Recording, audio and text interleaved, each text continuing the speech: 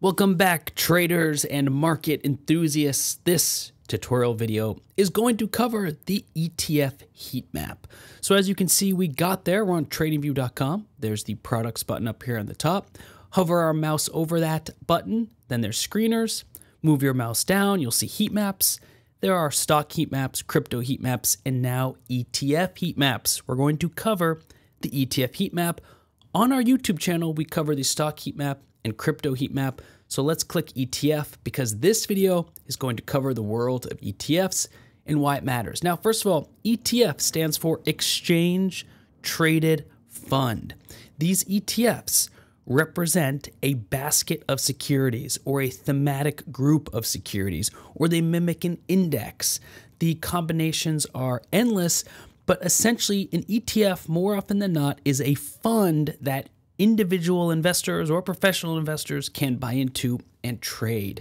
And one of the key things about ETFs that has made them so popular is that just from a research perspective, you can get a bird's eye view of markets just like this and see what's happening among all the biggest ETFs. So pay attention up here to the top left where you can start to filter, color, group, and change the various settings about this heat map.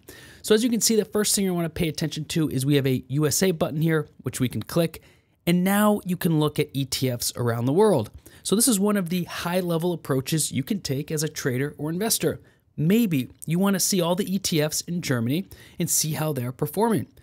In addition, you now get a quick sense of what's going on in Germany, what ETFs matter, and what they're doing. Every symbol on the heat map is clickable, so if you click, you can get a full title, some more details, the pricing data, the assets under management, the volume, and a chart. We're going to exit out. We are now going to go back to USA and continue this tutorial video because AUM is what we just mentioned, and that stands for Assets Under Management. This is one of the more important things to know about ETFs and specifically this ETF heat map, because what it says here is size by. That means it is sizing this heat map by the assets under management. So the larger the symbol is, see how large this symbol is, SPY, that's the S&P 500. See how large it is? That means it has a lot of assets under management. Look at IVV, another S&P 500 ETF. Look at its assets under management. Now, if you look over here, whenever you hover your mouse over a symbol, you'll see right there, it pops up. There it is. It shows the symbol, the price, and the AUM, assets under management. So this symbol, SPY, has 494 billion in assets under management. That means this ETF has that much money invested into it, and that is all of the assets that it holds. It mimics the S&P 500, so it must hold all of the similar or rather similar symbols to the S&P 500 index, and all the money into that and all the shares it holds, 494 billion. That's how much assets under management that it has. So you can group the heat map by these different metrics. If, for example, you are more interested in liquidity or trading volume, well, let's go ahead and size our heat map by volume, D for daily. So now we see here all of the ETFs that are getting the most trading volume by the day. So if you're looking to trade ETFs, especially some of these triple leveraged ETFs or double leveraged ETFs, anything like that, well, you can sort it by volume, size it by volume, and get this visual. There's also volume times price. This is a very important metric because if an ETF is more expensive, say it's $100 per share of that ETF, now you multiply that by the trading volume, and now you get a really good representation of how much money is actively trading. So here you are again, the largest ETF on the planet when you make the ETF sized by volume times price is SPY. Clearly, that's a lot of trading volume. In fact, $40 billion worth of trading volume. So that's how you size the ETF heat map. You can do dividend yield. Let's go back to and work our way down this list. Next up is color by. So these are the colors that you're seeing and the performance numbers underneath it. So if you want to see how ETFs are performing year to date, we'll go ahead and click year to date. And now you see 22%. It's up 22% since the start of the year. and look how green it is. So you can sort this however you please, really, and you can get access to some pretty advanced metrics here. Percentage in the top 10, for example, volatility, and of course, beta as well. So no matter what type of investor or trader you are, you can access these advanced colors as well to see the numbers that they are representing by that sort and the color as well. Now we want to go back to performance, and let's actually keep it on a year-to-date performance, meaning here are all of the ETFs sized by assets under management, and they are colored depending on how they've performed since the start of the year, because we want to jump quickly to the legend over here. You can see now we're clicking. This legend is the color legend that effectively allows you to filter your heat map even more by performance. So here's a great example. If we have all of these selected, we now are going to see all of the ETFs that are flat on the year, up 1% on the year, up 2% on the year, or up 3% or more on the year. We're also going to see all the ETFs that are in the negative throughout the year. In addition, we can make this a little more intense. That might be the better word. So for example, we can click times 10, really increase the intensity.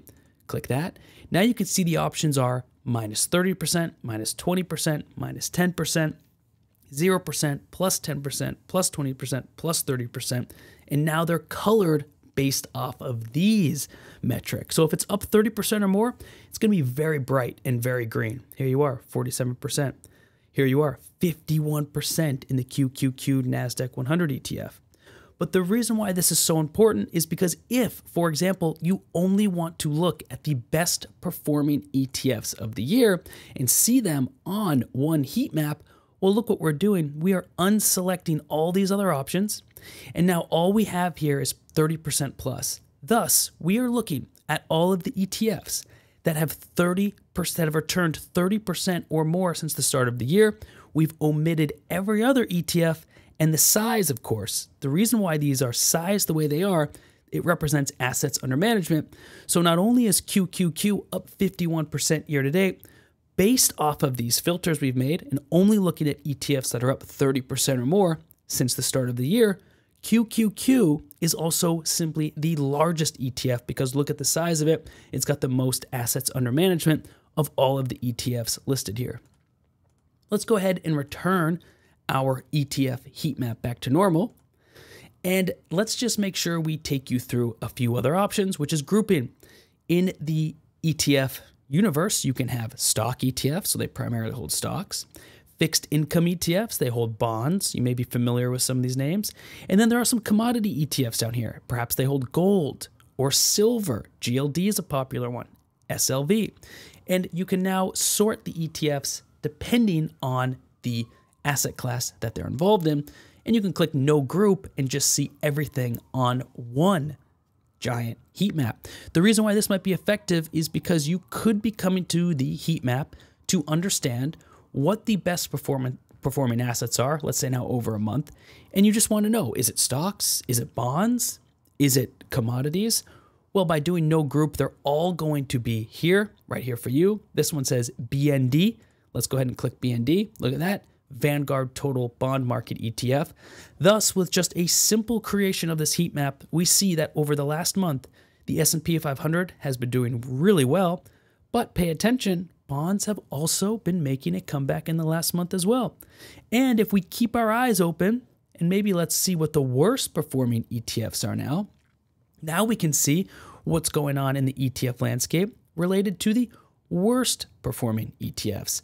And let's see if we can find some very interesting ETFs that might stand out to us. Well, this is interesting. DXJ, we click this. Now we see the Wisdom Tree Japan Hedged Equity Fund. Stands out. Did you know that? This is how you can unlock new insights.